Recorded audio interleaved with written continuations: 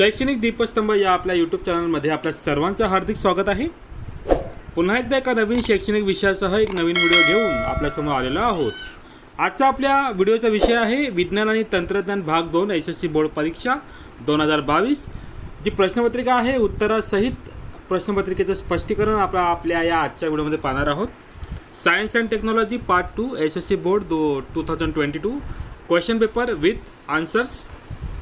तत्पूर्वी आपण जर नवीन असाल किंवा अजूनही आपल्या चॅनलला सबस्क्राइब केलं नसेल तर कृपया शैक्षणिक दीपस्तंभ या आपल्या यूट्यूब चॅनलला सबस्क्राइब करा। त्याबरोबरच बेल नोटिफिकेशन ऑन करून ठेवा जेणेकरून चॅनलचे नवनवीन व्हिडिओ नोटिफिकेशन्स थेट आपल्यापर्यंत पोहोचत राहतील।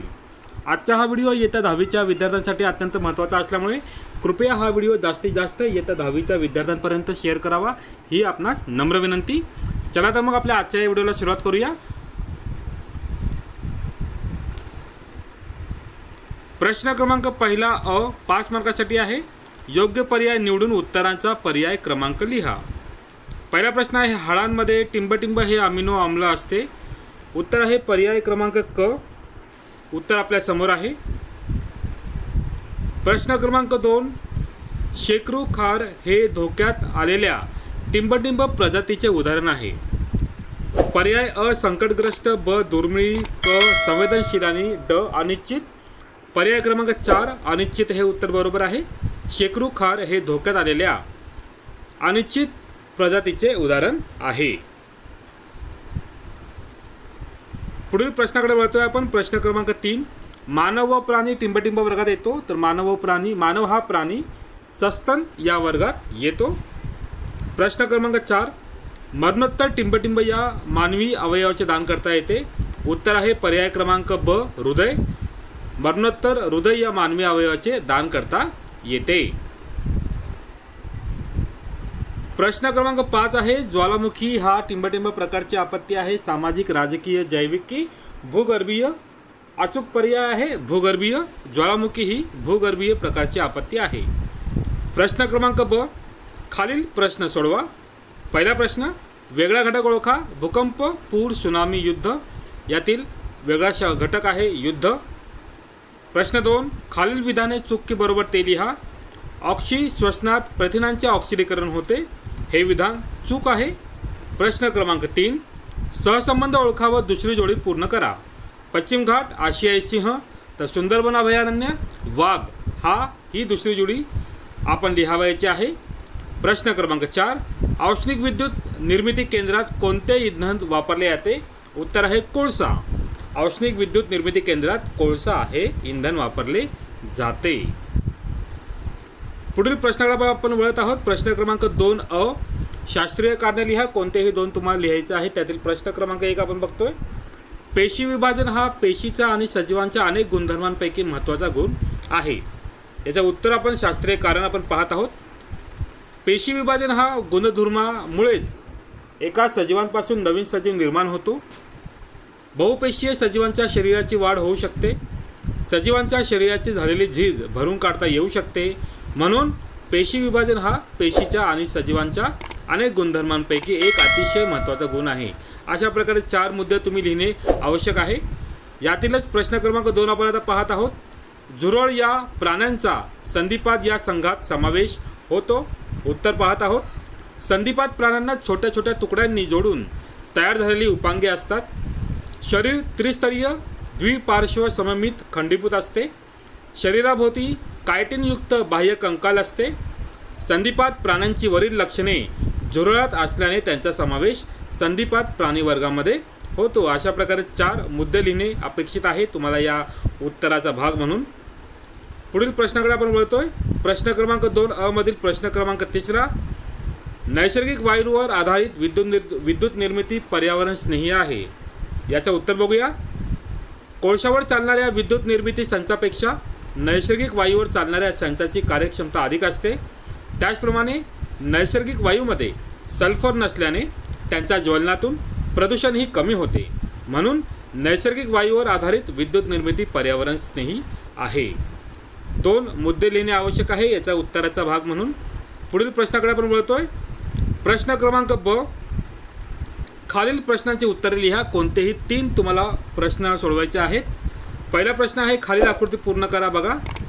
उत्क्रांतीचे पुरावे ही जी आकृती आहे तुम्हाला रिकाम्या जागी तुम्हाला योग्य शब्द लिहायचे आहेत. पहिला जो आहे बॉक्समध्ये तुमचं उत्तर येईल पुराजीव विषयक पुरावे. दुसऱ्या बॉक्समध्ये अवशेषांगे जोडणारे दुवे आणि चौथ्या बॉक्समध्ये भ्रूणविज्ञान विषयक पुरावे. अशा प्रकारे हे उत्तर लिहून तुम्हाला ही जी आकृती आहे तुम्हाला ती आकृती पूर्ण करावयाची आहे. तुम्ही स्क्रीनवर सर्व उत्तरे पाहू शकता. पुढील प्रश्नाकडे आपण वळतोय. ब प्रश्नातीलच दुसरा प्रश्न, जाधव मोलाई पयांग यांच्या गोष्टीतून तुम्हाला कोणता बोध मिळतो? उत्तर पाहतो आपण. जाधव मोलाई पयांग हे एक जंगल कामगार होते. ज्या परिसरात एकही वृक्ष नव्हता त्या ठिकाणी 1360 एकरचे जंगल त्यांनी तयार केले आहे.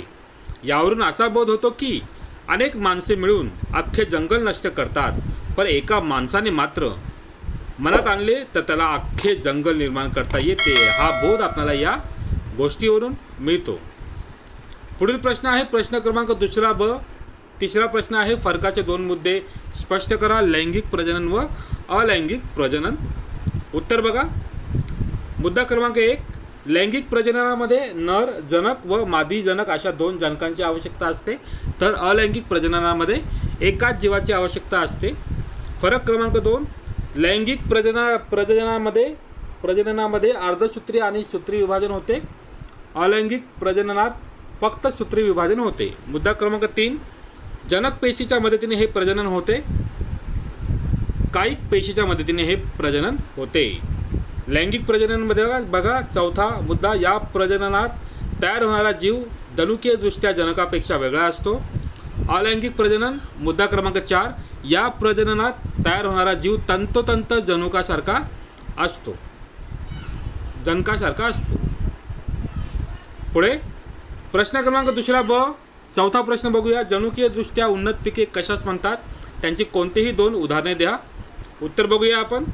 बाहेरच्या जनुकाला एखाद्या पिकाच्या जनुकीय साच्यात टाकून मिळवण्यात आलेल्या इच्छित गुणधर्माच्या पिकांना जनुकीयदृष्ट्या उन्नत पिके असे म्हणतात. उदाहरण बीटी कापूस, बीटी वांगे किंवा गोल्डन राईस हे याचे उदाहरणं आहेत. प्रश्न क्रमांक दुसरा ब. पाचवा प्रश्न, जीवनसत्वे म्हणजे काय? त्यांचे 2 प्रकार लिहा. जीवनसत्वे म्हणजे वैविध्यपूर्ण रासायनिक पदार्थांचा असा गट आहे की ज्यातील प्रत्येक पदार्थाची शरीरातील विविध कार्ये सुरळीतपणे पार पाडण्यासाठी आवश्यकता असते. जीवनसत्वांचे एकूण 6 प्रकार आहेत. उदाहरणार्थ A, B, C, D, E आणि K. त्याचप्रमाणे पाण्यात विरघळणारे व स्निग्ध पदार्थात विरघळणारे हे जीवनसत्व असतात.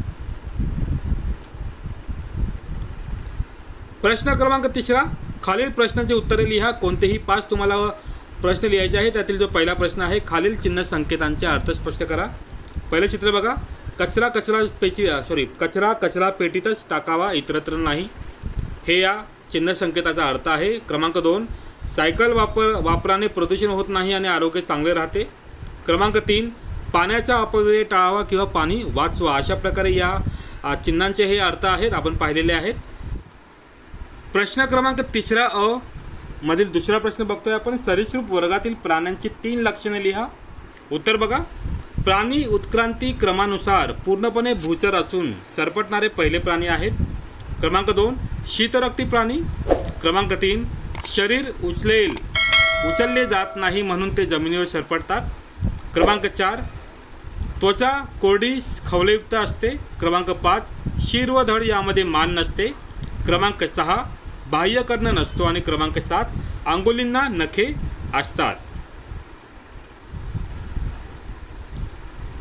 पुढील आपण प्रश्नाकडे येतोय. प्रश्न क्रमांक 3 अ मधील तिसरा प्रश्न आपण बघत आहोत. त्यातील पहिला प्रश्न आहे, चीज कशापासून बनवले जाते? उत्तर आहे, चीज मोठ्या प्रमाणावर उपलब्ध असलेल्या गायीच्या दुधापासून तयार करतात. प्रश्न क्रमांक 2, चीज निर्मितीसाठी कोणते विकर वापरले जात होते? उत्तर आहे, जनावरांच्या अन्नमार्गातून मिळवलेले रेनेट हे विकर वापरून चीज तयार होते किंवा चीज होते. प्रश्न क्रमांक 3, शाकाहारी चीज बनवताना कोणते विकर वापरले जाते? कवकांपासून मिळवलेले प्रोटीएज हे विकर वापरून शाकाहारी चीज बनवले जाते. पुढील प्रश्न आपण पाहत आहोत. प्रश्न क्रमांक 4, खालील आकृतीमध्ये कोणती प्रक्रिया दाखवली आहे? तर उत्तर आहे, मूलपेशी उपचार पद्धती. या मूलपेशी उपचार पद्धती दाखवलेली आहे. या प्रक्रियेचे महत्त्व लिहा. उत्तर बघूया आपण. जर त्या व्यक्तीस आवश्यक असलेला अवयव मिळाला तर त्याचे जीवन सुसह्य होते व त्याचे प्राण वाचू शकतात. तर हे या मूलपेशी उपचार पद्धतीचे महत्त्व आहे. प्रश्न क्रमांक 3 आहे, या प्रक्रियेने कोणकोणत्या अवयवांचे प्रत्यारोपण करता येते? तर या प्रक्रियेने त्वचा, किडनी, यकृत, हृदय, नेत्र या अवयवांचे प्रत्यारोपण करता येते. प्रश्न क्रमांक 3 अ मधील 5वा प्रश्न बघतोय आपण. आपत्ती म्हणजे काय? नैसर्गिक व मानवनिर्मित आपत्तींची 2 उदाहरणे लिहा. उत्तर बघूया. आपल्या सभोवताली काही भयंकर धोकादायक घटना घडतात, त्यांना आपण आपत्ती असे म्हणतात. नैसर्गिक आपत्ती पूर, भूकंप, ज्वालामुखी, सुनामी, भूप्रपात, भूमिपात. तर मानवनिर्मित आपत्ती युद्ध, आग, बॉम्बस्फोट, अपघात आणि वायुगळती हे आपत्तींचे 2 मुख्य प्रकार आहेत, नैसर्गिक व मानवनिर्मित आपत्ती. प्रश्न क्रमांक 6 बघा. डार्विनच्या नैसर्गिक निवडीच्या सिद्धांतावर घेण्यात आलेले आक्षेप लिहा. आक्षेप क्रमांक 1, नैसर्गिक निवड ही एकमेव गोष्ट उत्क्रांतीला कारणीभूत नाही. आक्षेप क्रमांक 2, उपयोगी व निरुपयोगी बदलांचे स्पष्टीकरण डार्विनने दिले नाही. आक्षेप क्रमांक 3, सावकाश होणारे बदल व एकदम होणारे बदल यांचा उल्लेख केलेला नाही. पुढील प्रश्नाकडे येतोय आपण. प्रश्न क्रमांक 7 ही आकृती आपल्या समोर दिलेली आहे, आपण बघत आहात. त्यावरून प्रश्न आहे, वरील आकृतीमध्ये कोणती प्रक्रिया दर्शवलेली आहे? तर घनरूप इंधने, दगडी कोळसा, शेण आणि पिकांचे अवशेष. या प्रक्रियेतून मिळणाऱ्या घनरूप व द्रवरूप इंधनांची 2 उदाहरणे लिहा. द्रवरूप वनस्पती तेल व अल्कोहोल असे याचे उदाहरणे आहेत. प्रश्न क्रमांक 1 5वा हा प्रश्न आहे, चित्र ओळखून नाव लिहा. तर हे चित्र आहे हास्यमंडळाचं, हास्यमंडळ. प्रश्न क्रमांक 8, पवन ऊर्जा निर्मितीमधील टप्पे दाखवणारा ओघतक्ता पूर्ण करा. पहिल्या कॉलममध्ये विशिष्ट वेगाने वाहणारा वारा हे उत्तर येईल. तर दुसऱ्या कॉलममध्ये हवेवर फिरणारे मोठे पाते असलेले टर्बाईन. क्रमांक 3 बॉक्समध्ये जनित्र आणि क्रमांक 4 मध्ये विद्युत ऊर्जा हे उत्तरं असतील. प्रश्न क्रमांक 2 आहे, पवन ऊर्जेपासून विद्युत निर्मिती करताना येणाऱ्या मर्यादा सांगा. पवनचक्कीच्या सहाय्याने विद्युत निर्मितीसाठी आवश्यक असलेली विशिष्ट वेगाची हवा सर्वत्र उपलब्ध नसते, ही मर्यादा आहे. पुढील प्रश्न आपण बघत आहोत. प्रश्न क्रमांक 4, खालीलपैकी कोणता एक उपप्रश्न तुम्हाला सोडवायचा आहे. पहिला प्रश्न बघा. फुलाच्या अंतरंगाची आकृती काढून त्यातील आवश्यक मंडले व अतिरिक्त मंडले दाखवा. अशा प्रकारे तुमच्या पुस्तकामध्ये 3.12 क्रमांकाची ही आकृती आहे. फुलाचा अंतरंग व्यवस्थित बघून घ्या. अशा प्रकारची आकृती तुम्हाला काढणं अपेक्षित आहे परीक्षेमध्ये. पुढील प्रश्न बघूया. प्रश्न क्रमांक बी, परागकणाची व्याख्या लिहा. परागकण म्हणजे काय? तर परागकोशातील परागकण हे स्त्री केशराच्या कुक्षीवर स्थानांतरित होतात, यालाच परागकण असे म्हणतात. पुढील सी प्रश्न आहे, वारा, पाणी, परागण करणाऱ्या 2 घटकांची उदाहरणे लिहा. तर उत्तर आहे वारा, पाणी, कीटक, प्राणी हे अशा प्रकारे परागण करणारे घटक आहेत.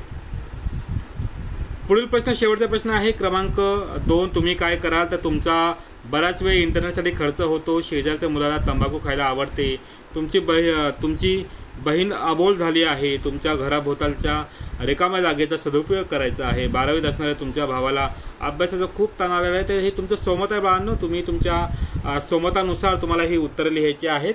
तर अपेक्षा आहे की तुम्ही चांगल्या प्रकारे या प्रश्नांची उत्तर तुम्ही लिहाल. अशा प्रकारे विज्ञान 2 या विषयाची संपूर्ण प्रश्नपत्रिका आपण या ठिकाणी पाहिलेली आहे. विद्यार्थ्यांनी आपण दिलेली उत्तरे व अचूक उत्तरे टॅली करून त्यानुसार तुम्हाला परीक्षेला किती मार्क मिळू शकतात याचा अंदाज नक्कीच तुम्ही करू शकता. व्हिडिओ आपण जास्तीत जास्त आपल्या इतर विद्यार्थ्यांपर्यंत तुम्ही सुद्धा शेअर करावा ही विनंती आहे. अपेक्षा करतो तुम्हाला आपला आजचा हा व्हिडिओ आवडला असेल. अशाच प्रकारचे नवनवीन शैक्षणिक विषयांवरती व्हिडिओ जर पाहायचे असतील तर आपल्या चॅनलला सबस्क्राईब करा, बेल नोटिफिकेशन ऑन करून ठेवा. नवनवीन व्हिडिओ अपडेट थेट आपल्यापर्यंत पोहोचत राहतील. लवकरच एका नवीन शैक्षणिक विषयासह नवीन व्हिडिओ घेऊन आपल्यासमोर येऊ. तुर्तास आपल्या सर्वांची रजा घेतो. धन्यवाद.